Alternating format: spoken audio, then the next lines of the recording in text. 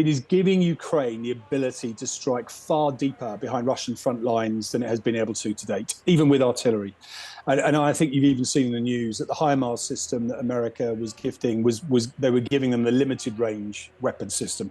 I think 50 Ks was the quoted range, or 50 miles. But what you can do with Storm Shadows, you can strike, hundreds of kilometers behind Russian front lines. And of course, the Russian front lines are hundreds of kilometers into Ukraine. So this isn't about striking Russian soil, but it is about striking Russia behind its front lines within Ukrainian boundaries. And the challenge for Russia is that now all of a sudden their rear area, as it's known in military parlance, is now very vulnerable to attack.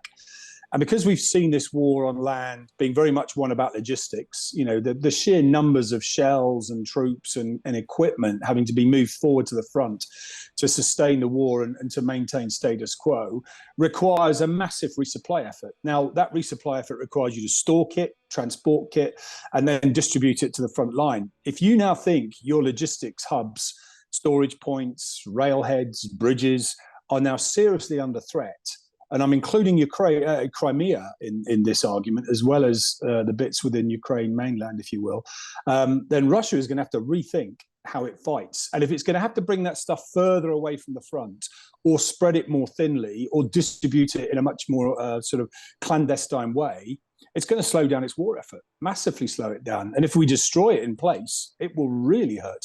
So if you like, this is how air power approaches these problems.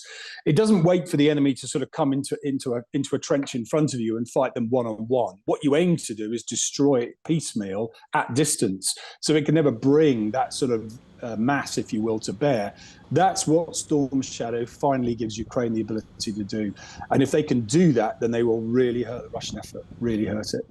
And the beauty of it is, it almost doesn't matter which aircraft type you put it on in terms of its vulnerability, because of the range of the missile allows you to fire it far enough back from either Russian aircraft or Russian air defense systems.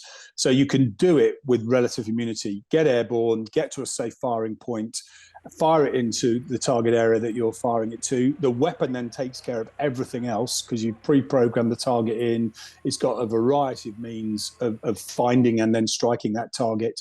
So the aircraft effectively fire and forgets. It turns away, lets it go, and can watch on the news what it does, quite frankly. So yeah, the airplane's only a very minor part of the firing chain, if you like. So it is literally about getting an electrical signal from the cockpit down to the weapon in order to fire it up, give an electrical pulse, and launch it off its rails. The missile then does its own thing. It's called an air-launched cruise missile because it then becomes, if you like, not unlike a suicide drone, you could argue, but it's an air-launched one in this case, and is a lot bigger and has a lot more punch.